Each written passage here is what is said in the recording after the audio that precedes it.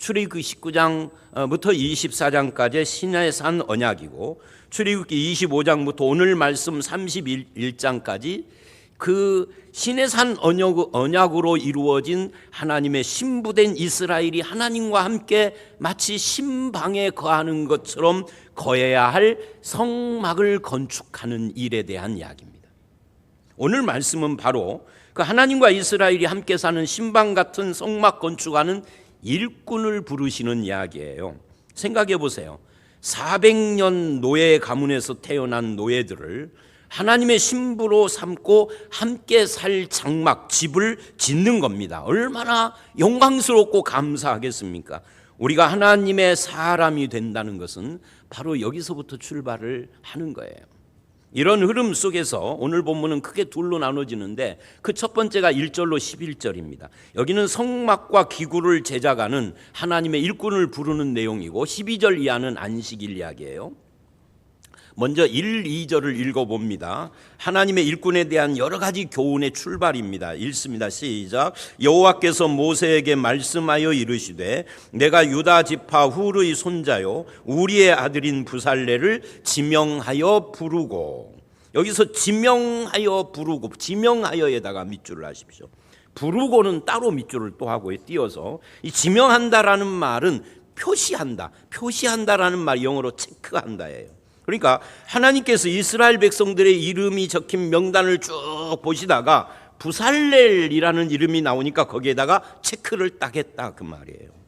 하나님을 믿고 우리가 하나님의 사람이 되는 것, 스스로 자원하는 것도 아니고 다른 사람이 하라고 시켜서 되는 것이, 물론 처음에는 누가 권하기도 하고 스스로 자원도 하죠. 그러나 결국은 결론적으로 그 모든 것은 통로가 되고 도구가 돼서 나를 부르신 분은 하나님이다, 이게 분명해지는 것이죠. 하나님이 부르지 않는데 누가 권해서 이런 건 아니다, 그 말이죠. 모든 성도들이 교회 일에서만이 아니라 가정, 직장, 사회에 사는 모든 일에 하나님이 나를 거기로 부르셨다 하는 이 믿음과 소명의식이 있어야 하는 겁니다. 내가 선거운동을 해서 장로가 되고 권사가 된 것이 아니라 하나님이 나를 부르셨다. 내가 열심히 공부하고 운빨이 좋아서 이 회사에 입사한 것이 아니라 하나님이 나를 거기로 부르셨다.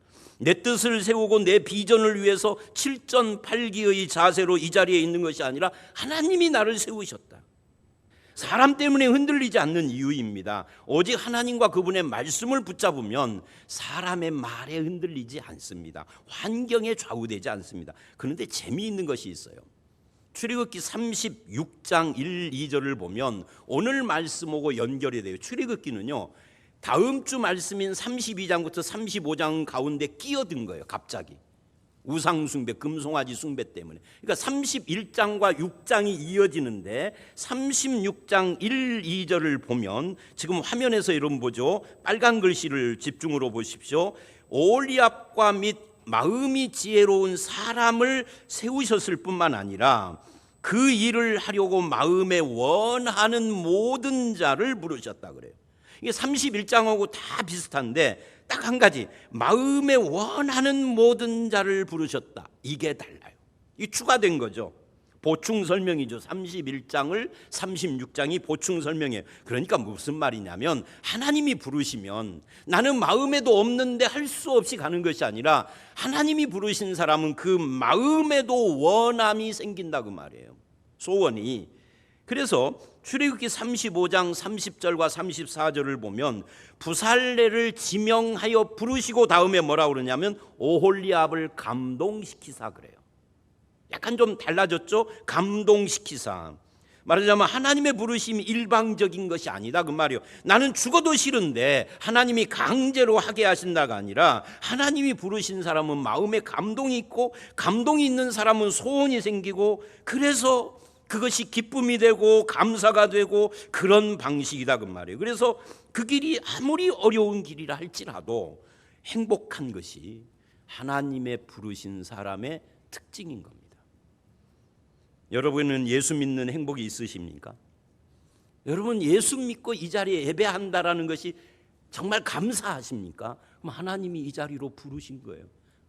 나는 뭐 감사는커녕 행복은커녕 주일은 좀 쉬게 해줘. 그건 곤란한 겁니다. 그리고 하나님의 부르신 사람은 그것을 감당하라고 이제 뭐 몇 번째도 모르겠어요. 두 번째, 세 번째. 지금 노트에는 세 번째로 돼 있는데 그 부르신 사람은 감당하라고 뭘 줘요? 은사와 달란트와 재능을 주십니다. 모세는 말이죠. 어려서 왕궁에서 자란 왕자예요. 40살까지. 인생이 40 넘어서는 뭐가 손에 붙기가 어려워요. 40 전까지 뭐가 재주가 형성되는 거지. 그런데 40 이후 80살까지는 또 뭐였어요? 목동으로 미디안에서 살았어. 그러니까 손재주가 없는 사람이에요. 이스라엘 백성은 400년 동안 노예만 했어요. 그러니까 섬세하고 정교한 기술을 익힌 사람이 드물어. 있기는 있어도. 그러면 누가 이 복잡하고 까다로운 성막과 성막의 기구들을 그리고 정교해야 할 금 세공 같은 걸 누가 할 수 있을까 하는 의문이 생기죠. 그것에 대해서 오늘 본문 3절로 5절을 보십시오. 한번 읽어봅니다. 시작. 하나님의 영을 그에게 충만하게 하여 지혜와 총명과 지식과 여러 가지 재주로 정교한 일을 연구하여 금과 은과 노수로 만들게 하며 보석으로 깎아 물리며 여러 가지 기술로 나무를 새겨 만들게 하리라. 하나님의 부르신 사람에게는 하나님의 영이 뭐죠? 성령이죠. 성령으로 충만하게 하셔서 그 일을 감당케 하신다예요. 그런데 출애굽기 35장 30절로 35절에 같은 말을 조금 더 자세하게 합니다. 여기에 보시면 또 빨간색을 보십시오. 부사례를 지명하여 부르시고 하나님의 영을 그에게 충만하게 하여 여러 가지 일을 하게 하시는데 그 다음에요. 기술을 고안하게 하시며 여러 가지 정교한 일을 하게 하셨고 오홀리압을 감동시켜 가르치게 하시며 여러 가지 일을 하시되 조각하는 일, 세공하는 일, 실로 수놓는 일, 짜는 일, 그 외에 여러 가지 정교한 일을 고안하게 했다. 고안, 연구했다. 오늘 본문에는 연구고 여기는 고안이에요. 저는 이 말씀을 보면서 놀랐어요. 언제? 지금이 아니라 젊었을 때. 마치 이 본문이 하나님이 부르신 사람에게는 5가지 성령 충만, 지혜, 총명, 지식, 재능을 주시는 것처럼 기록되어 있지만 원문은 그렇게 기록되어 있지 않습니다. 이렇게 기록되어 있어요. 성령 충만을 주시는데 그 성령 충만한 사람에게 4가지가 주어진다는 거예요. 근데 이 4가지 중에 첫 번째 지혜, 총명, 지식, 이것은 하나의 묶음이에요. 그러니까 2가지가 주어지는 거죠. 결국 하나님의 사람이 가장 힘쓰고 애써야 할 것은 소명과 사명과 그 다음 성령 충만한 삶이라는 거죠. 그렇게 성령 충만하려면 어떻게 해야 되느냐? 하나님의 말씀을 묵상하여 말씀의 뿌리를 내리고 하나님의 뜻대로 살기 위하여 기도하는 말씀과 기도 외에 다른 이유가 없다 하는 거예요. 하나님의 일은 세상 지혜가 아니니까 성령으로 하는 것이니까 하나님과 함께하는 삶을 원하는 사람은 말씀을 사랑하고 기도하는 삶을 통해서 충만해야 합니다. 그런 사람들에게 기쁨, 은혜, 감사가 있고 그 삶의 열매가 있고, 그래서 에베소서 5장 18절을 보면 성령 충만을 직접 설명해요. 성경 어디도 66권 전체 성령 충만을 직접 설명하는 것은 딱 이 구절 한 군데밖에 없습니다. 읽어봅니다.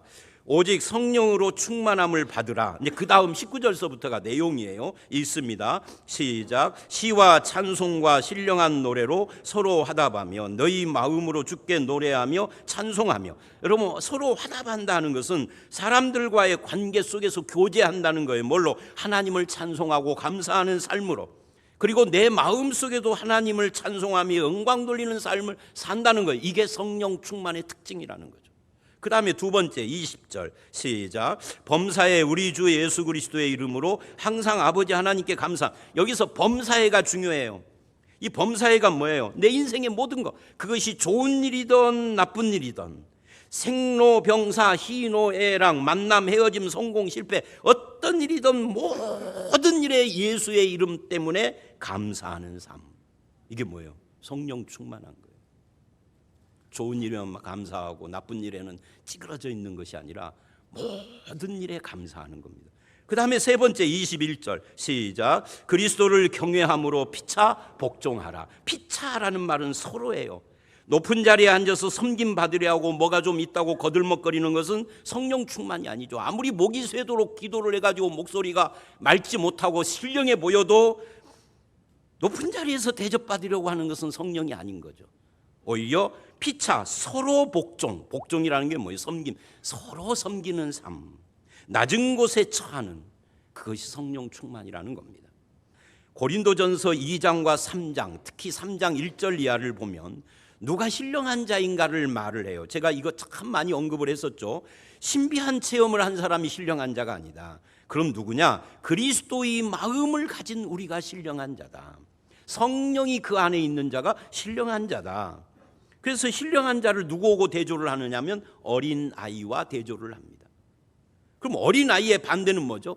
어린아이의 반대는 신령한 자가 아니라 어른이잖아요. 성숙한 자. 그러면 성숙한 자가 뭐라는 거예요? 신령한 자라는 뜻이에요. 자, 다시요. 신령한 자의 반대가 어린아이예요. 어린아이의 반대는 어른, 즉 성숙한 자예요. 그러면 성숙한 자 이꼴 신령한 자라는 뜻이죠. 그러니까 성숙한 자가 신령한 자다. 그렇다면 그 성숙한 자는 누구냐? 그리스도의 마음을 가진 자다. 그래서 우리가 연구하여 만들게 했다라는 말은 책상머리에 앉아서 연구만 한다는 것이 아니라 그것을 직접 현장에서 만들어서 사람들과 현장에서 일을 하고 부대끼고 어울리면서 그리스도의 마음을 드러내는 삶을 사는 것을 말하고 있는 거죠. 그것이 성령 충만한 모습이에요. 그리고 또 한 가지 6절을 보면 하나님께서는 이 일을 위하여서 누구를 붙여주시느냐 하면 오홀리압을 세워요. 이게 동역자를 세워주시는 겁니다. 그리고 그 동역자를 세우는데 우리가 여기서 봐야 할 건 부살렐과 오홀리압은 완전히 반대라는 것을 알 수 있어요.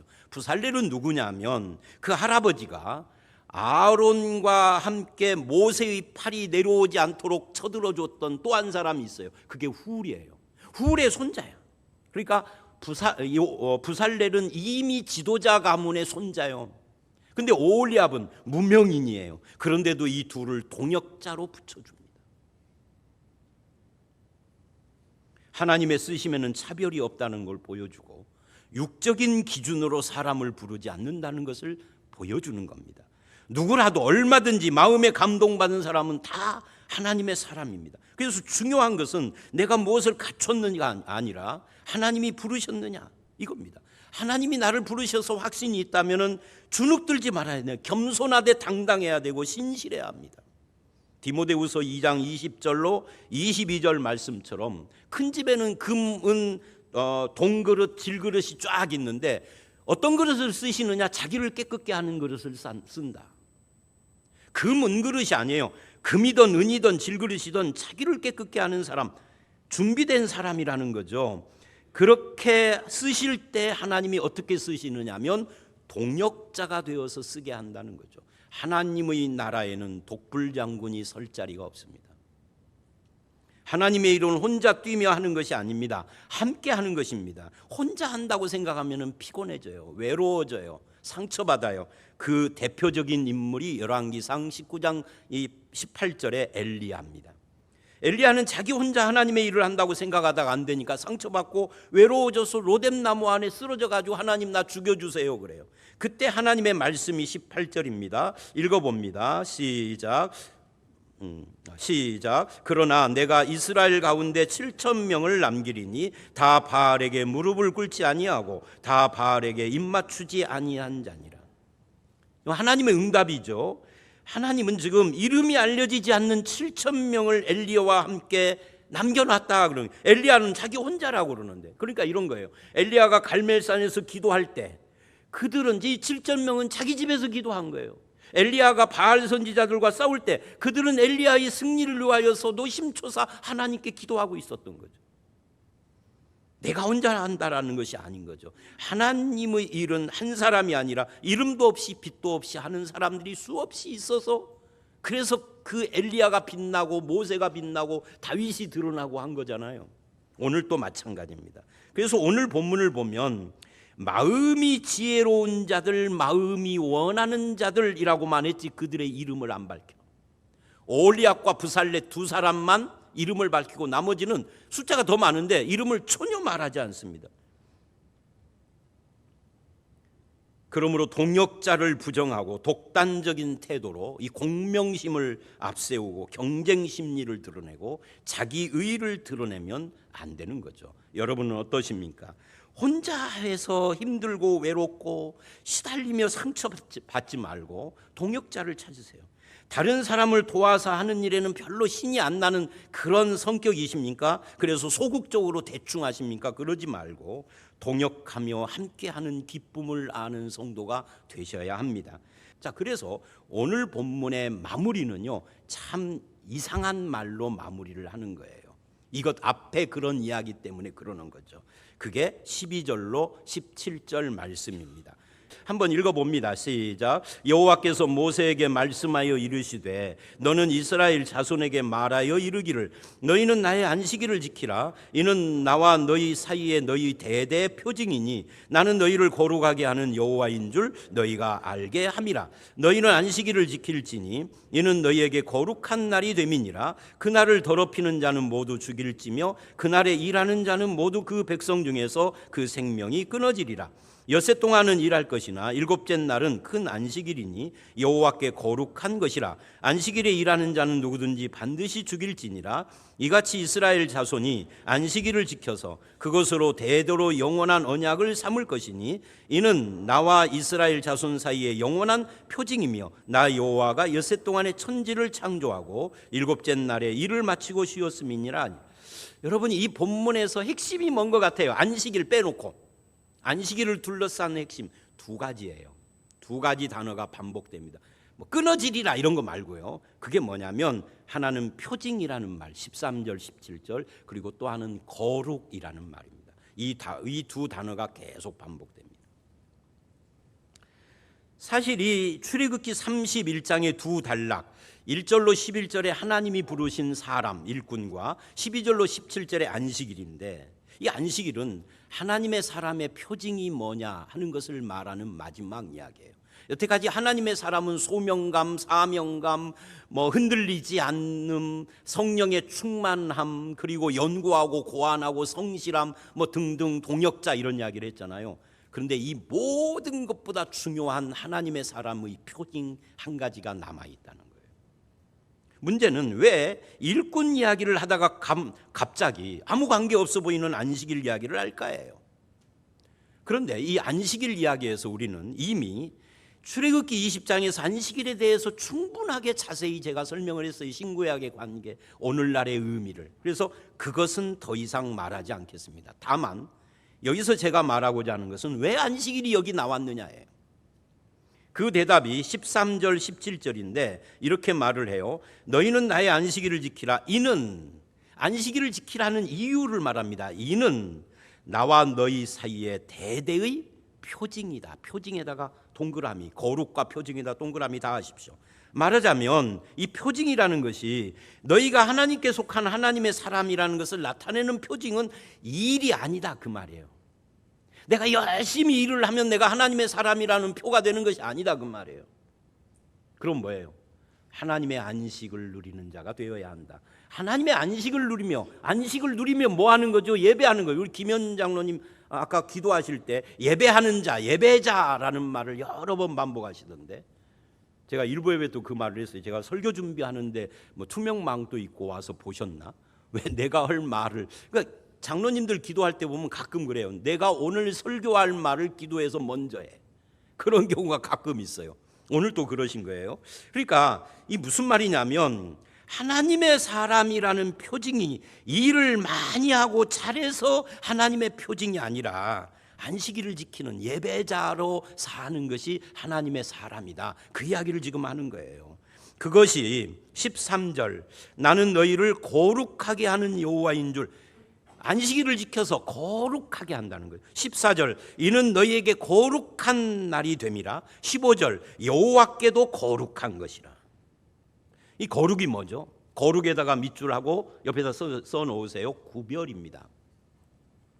그러니까 하나님이 너희를 구별하여 지명하여 구별하여 세웠다라는 것을 알게 하는 표시가 안식일이라는 거죠. 그래서 안식일은 단순히 한 날이 아니라 나를 구별하신 하나님이 일하신다. 그분이 창조주다. 17절 나 여호와가 엿새 동안 천지를 창조하고 그분이 창조주다, 하나님이 일하신다라는 표징이라는 거죠. 내 인생이 하나님의 손 안에 있고 하나님의 역사와 축복과 인도하심이라는 표징이라는 거예요. 그래서 31장을 문단으로 나누지 않고 의미로 나누면 이렇게 됩니다. 지명하여 부르신 하나님, 성령 충만으로 지혜, 총명, 지식과 재주를 주시는 하나님, 그리고 안식일을 표징으로 삼으신 하나님이에요. 이게 오늘 말씀 31장 전체의 흐름이에요. 이것은 우리와 하나님 사이의 표징으로서 이 안식일이 얼마나 소중한지를 읽어내야 한다 그 말이에요. 그래서 하나님께 구별된 하루, 예배하는 하루가 없는 사람은 하나님의 언약 백성이라고 할 수가 없습니다. 그래서 우리가 하는 어떤 일도 예배보다 더 중요하지 않습니다. 예배는 성도 삶의 본질이에요. 영국의 존 플래처라는 사람은 경제적으로 심히 어려웠는데도 헌신적으로 어려운 이웃을 구제하는 삶을 살아서 이것이 소문이 돼가지고 영국 그 런던의 시장의 귀에까지 들어갔답니다. 그래서 시장이 그 말을 듣고 그렇게 훌륭한 사람이 있어? 하고 수천만 파운드를 돈을 보내면서 자선 사업하는데 이 돈을 쓰라고 그랬습니다. 근데 플래처가 그 돈을 고스란히 돌려보냈어요. 그래서 시장이 액수가 좀 적은가 보다 하고 더 많이 해서 또 보냈어요. 그랬더니 플래처가 이랬어요. 돈을 돌려보내면서 나는 돈을 가지고 봉사하는 것이 아닙니다. 내 마음에 있는 감사와 사랑과 기쁨으로 합니다. 그래요. 그래서 이 시장이 이 정말 훌륭한 사람이구나, 한번 만나봐야 되겠다고 찾아갔어요. 가서 이렇게 말을 했습니다. 돈을 안 받으시니 내가 시장으로서 당신에게 꼭 필요한 것을, 돈 말고 필요한 것을 해주고 싶습니다. 그랬더니 플래처가 한 가지 있습니다. 뭔데요? 반갑죠. 해줄 것이 생겼으니까. 뭔데요? 그랬더니 이랬어요. 나는 다만 더 많은 예수님의 은혜를 필요로 합니다. 그리스도인이었던 거죠. 더 많은 은혜를 사모합니다. 여러분, 저와 여러분에게도 정말 필요한 것이 뭐냐? 더 많은 그리스도의 은혜가 넘치게 될 때에 주님의 일은 자동적으로 부응을 하는 겁니다. 그러면 이 더 많은 은혜를 어디서 경험하고 어디서 얻나요? 예배할 때, 예배하는 시간에, 예배하는 마음 속에, 거기서 그리스도의 은혜가 나에게 주어지죠. 그래서 우리가 예배한다는 것은 일이 아니라 거룩한 교제로 예배하는 것이 신자의 생명이라는 고백이에요. 요한복음 5장 17절에 안식일을 안 지킨다고 예수님께 시비하는 사람들에게 예수님이 이렇게 말을 해요. 내 아버지께서 이제까지 일하시니 나도 일한다. 그러니까 내가 일하는 것은 하나님이 일하는 것 때문에 하는 거예요. 그것처럼 일하시는 하나님을 믿기 때문에 우리는 오히려 반대로 내가 일하던 손을 잠시 멈추고 예배할 수 있는 거죠. 그리고 하나님의 품 안에서 안식하고 쉼을 누림으로써 모든 근심, 걱정, 염려에서 해방되고 앞에서 말한 엘리 위젤이 말했던 그 처절한 삶의 기억을 결코 잊지 않겠다라고 하는 원한과 분노와 복수심이 아니라 하나님의 은혜에 사로잡히는 겁니다. 성도는 하나님의 일하심을 믿고 쉼을 누리며 예배하는 것이 일하는 것보다 더 중요하다라고 믿는 사람들이에요. 이것이 하나님의 창조와 관계에서 나타낼 때는 내 인생의 창조주이신 하나님이라는 표징이 되고요. 이것이 하나님의 언약과 관계에서 나타날 때는 내가 하나님의 구원받은 언약 백성이라는 표징이 되는 겁니다. 그리고 전체적으로는 하나님이 일하신다라는 것을 보여줘요.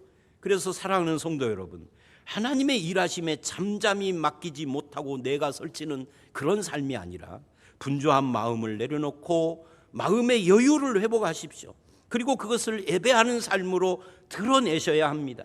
하나님이 지명하여 부르신 나라는 사실 앞에서 주님이 주시는 이 평안을 누리시기를 바라고 성령 충만한 지혜, 총명, 지식으로 선한 것을 분별하고 주님과 함께하는 삶의 안식을 누리는 저와 여러분들이 다 되시기를 주의 이름으로 축원합니다. 함께 기도하겠습니다.